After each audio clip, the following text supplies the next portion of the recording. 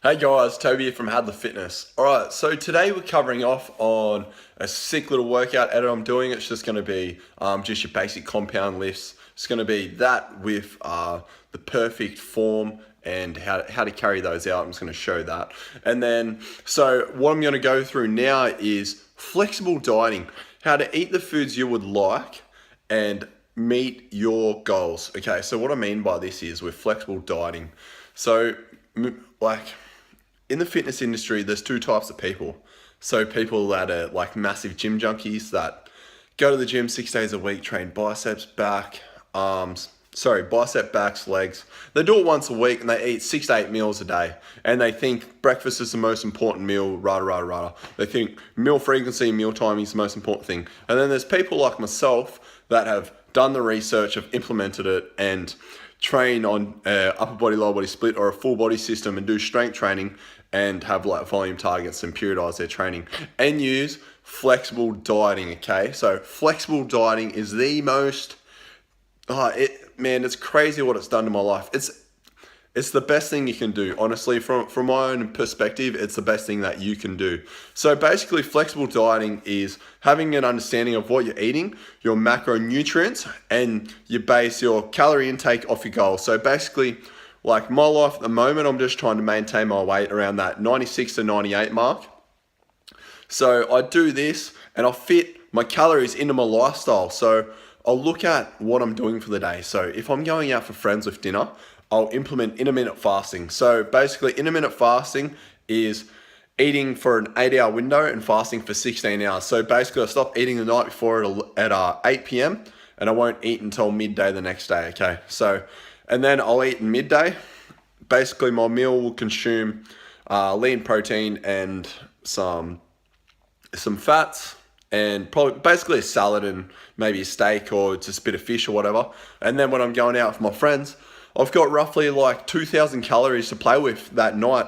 And then that's just to keep me at maintenance. So if I want to make it a refeed day, mate, I feel as though I can go balls to the wall, like within context, and eat like 2,500 calories.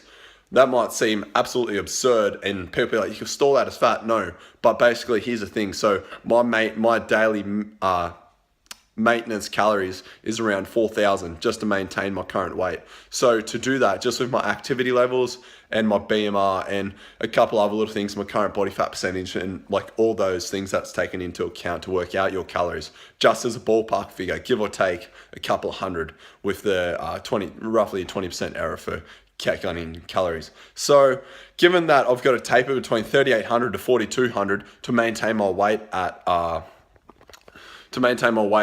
at around 98 to 96 kilos. So say that I've had like 1,000, 1,500 calories throughout the day from midday onwards. So I might have like, say, black coffee, that's 0 calories.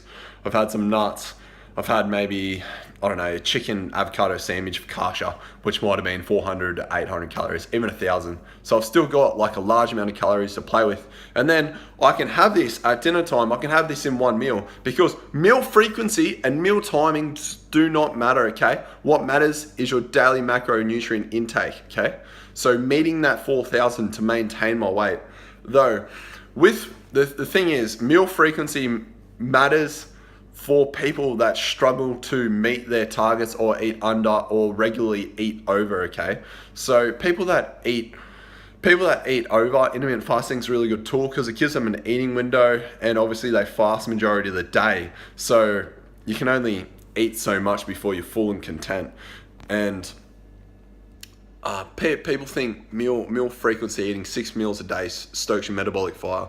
But the thermogenic effect of food is still the same, eating 4,000 calories, even if you broke it into 6 meals or 1 meal, as long as it's the same amount of food, all right? So the same types of food. The thermogenic of food is negligible. It's exactly the same. So that saying it's going to stoke your metabolic fire is absolutely false. If anything, it may downregulate your metabolic rate just a little bit because you're digesting food all day, as opposed to someone who's getting in at 1 to 2 meals. They're not going to be digesting food all day, and they may go into ketosis generally based on when they exercise. Say it's a morning, they might go into ketosis and actually metabolize some fat and burn that off. So they might be more likely to have a better physique over that time period. So generally meal frequency and meal timings are for people that are just starting out that need to get like an eating regime. But I'm just saying meal frequency and meal timings don't matter unless you're an athlete. Like, so having a protein shake before your workout isn't going to get you lean and ripped. Like there's so many things that go into this. There's like the sleep, your training program, whether like your programming is on point, you're doing the right exercises, you're working on your physique and your endurance and like your power and strength, like all those variables. And then what you're eating, whether you're eating for your body type. So like with precision nutrition, they base like your carbohydrate, protein and fat intake on your body type. So some people benefit off a low carbohydrate diet. I personally am an ectomorph, sort of mesomorph mixed type, where I work better on a high carb diet. So yeah, like it's just crazy. Alright, had no need to fight tonight.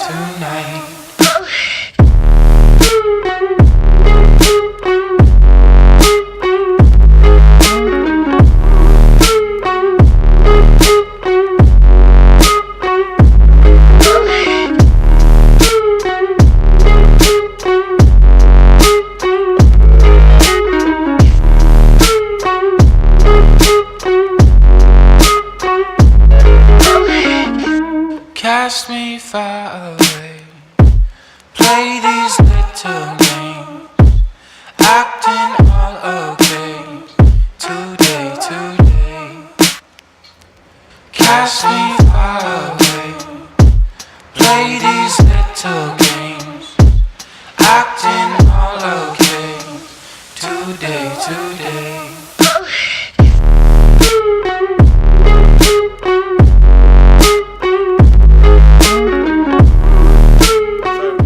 What I'm just telling you here is there's no perfect diet, because ask a bodybuilder what a perfect diet is, what a clean diet is. Ask a paleo person what the best diet is, or an endurance athlete. They're going to be two completely different questions. Even like in the realm of nutritionists and experts, like there's recommendations out there from like the Australian Diet Society, whatever they're called. Like eat your five serves of veggies, 3 serves of veggies and 2 serves of fruit. Get so much protein in fish. So what you want is like a blended diet, 80-20 principle. So you eat healthy 80% of the time, 20% of the time you enjoy those foods you love. So like I quite enjoy Max Brenner or pancakes, or might have that maybe once or twice a week. Like I fit that into my daily intake. So you have to move away from, if I eat this bacon egg roll, I have to do 100 burpees. No, you can't think like that. The way you have to think is to fit that into your daily macro intake, all right? So say you've got 2,000 calories to play with, you set the basis of your proteins first, your fat second, your carbs last, and then you work that into say 3 meals, because protein intake's optimal at about 4 meals. Like 2 to 4 meals is optimal, because your body can only absorb so much usable protein for muscle repair, which caps out about 30 grams. But if you're eating above 30 grams of protein, your body still does use that for other resources. Though I'm just saying, like, from the studies that I've read from Mark Schoenfield and a few others that have been on that have studied the area of protein synthesis and what is optimal protein intake, their recommendations is 2 to 4 meals. So yeah, 2 to 4 meals, and that protein can come from lots of different sources. So that can come from fish, a protein shake, like dairy, meat. Like you want to have a broad range of micro and macro nutrients in your diet. You don't just want to stick to chicken and broccoli. Like you want to have like white meat, red meat, because they all have different types of amino acids, different constructs of micronutrients. Like a diet that has a lot of variety is a lot healthier. A lot of healthy greens like capsicum, onion, like green beans, broccolini. Like you want to cover a broad range. You just don't want to stick to the staple like chicken and broccoli, all right? Because you might be deficient in other micronutrients that you might get from, say, steak. I understand like things are expensive and all that kind of stuff. Just buy what's on special, but have your red meat, your white meat, your fish. Like just mix it up during the week. Red meat once, twice a week. Chicken once, twice a week. Turkey once, twice a week. Like mix that into meals. You don't have to eat meals you don't have to eat protein every meal, as in like meat. You can get protein from kidney beans and all that kind of good stuff. So Just stay on top of that. So meal timings, meal frequency, they don't matter unless you're an athlete, all right? For us, just average guys, average girls, the best thing to do is, I personally think, is flexible dieting. 80-20 principle, so eat healthy 80% of the time. Understand what your macronutrient intake is so you can work that out. There's plenty of calculators online. Type in how do I work out my calories, and it'll come up or ask you your BMR times your activity level, give you a ballpark figure. Type in what you eat during the day into MyFitnessPal, and then this is going to give you an idea of how many calories are in something. You do this for a couple of weeks, you're going to be able to eyeball stuff. You're going to be like, hey, I've got 200 grams of chicken here. It's got this much protein in it. It's this many calories, roughly, okay? And then you go about your day, because you're going to have your staple meals. You don't eat different things every day. You always tend to stick to the things you like, so you might have like a rotation of 5 to 6 meals, and you're going to understand how much protein's in these. So like, don't get caught up in little things. How many calories are in that little bit of sauce you put on, how much calories are in the barbecue sauce, a little bit of gravy you put on. Don't worry about that stuff, okay? Just focus on like the carbs, the fats, and the proteins, okay? So there's 4 grams, roughly for every gram of protein and carbs is about 4 calories, and for fats it's roughly about 9. Obviously different types of foods vary a bit, but that's what they've deemed as how many, like the ratio. So calories to grams, just be aware of that. So you eat 200, so you eat 100. Spending all of my dough, I'm spending all of my cash. All this money that I ever had, I put that shit on my tab. Trying to make the shit last. It's Friday. Thank God, little homie, it's Friday. Right? Let me get it on a Friday. Thank God, little homie, it's Friday.